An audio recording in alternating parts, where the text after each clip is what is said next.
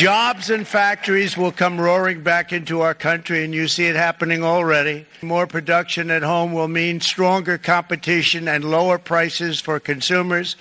This will be indeed the golden age of America. It's coming back. We're going to come back very strongly. Well, you heard it there, President Trump making big promises to boost America's industries with these tariffs. And that's music to our next guest's ears.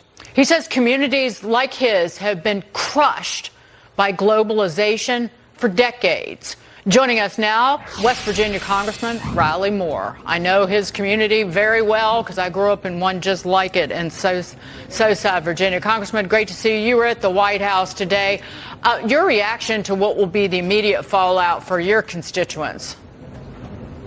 Well, thank you so much for having me on. And, you know, what a great day here at the White House, Liberation Day. This marks the liberation of our industrial base here in the country, the liberation of communities that have been crushed by globalization for decades, and the liberation of the American worker and the family. The era of economic surrender is finally over. And I'm hearing lots of great things from my district back in West Virginia. There are many West Virginians here today, so excited to support the president and this historic executive order. Congressman, the counterpoint that people make, including some conservative economists, is, well, this could very well raise prices for consumers in this country. Maybe short term, maybe longer term. How much pain tolerance is there for a public that has just lived through 4 years of Biden and inflation? You support the tariffs. What's your response when you hear that critique? Okay, so some temporary pain. We've been living through decades of pain in my communities. You know, we have lost thousands and thousands of jobs over the year through NAFTA, through China coming into the World Trade Organization.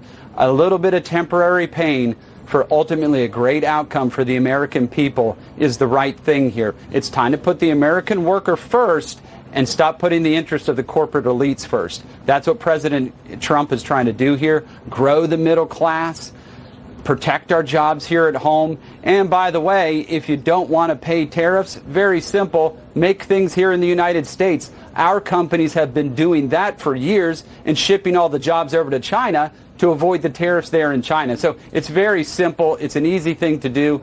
Lower your tariffs or make your stuff here.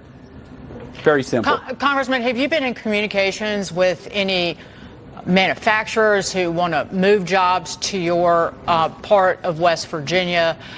Any connections that you've made with job creators who will be moving production back here to the U.S.? Well, we did actually have a new rebar company who was here at the White House. It's going to be in Martinsburg, West Virginia, CMC. They were here for this announcement, and they are thrilled with it.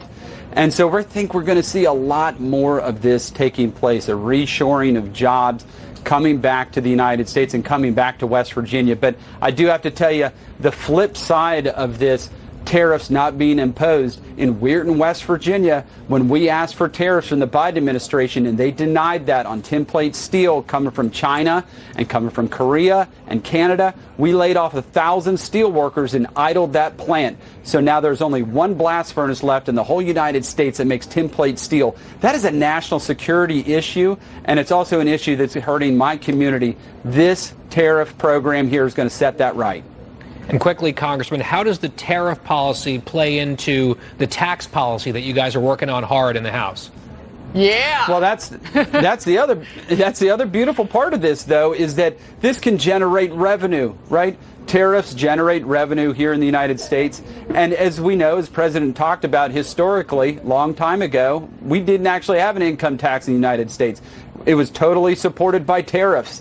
Now, I'm not sure we're going to get all the way back to there, but certainly we can use tariff and that revenue, the revenue tariff, to offset the income taxes and the taxes that people are paying here in the United States. We have the greatest consumer market on the face of the planet, and I think they should be paying for the opportunity to be able to sell their goods here to our people in the United States. So I think tariffs could be a great way to generate some revenue. Create an incentive for work by lowering income taxes, and you create basically a disincentive for consumption. I mean, that's good economics. Congressman Riley Moore, good to see you. Thank you so much. Good to see you.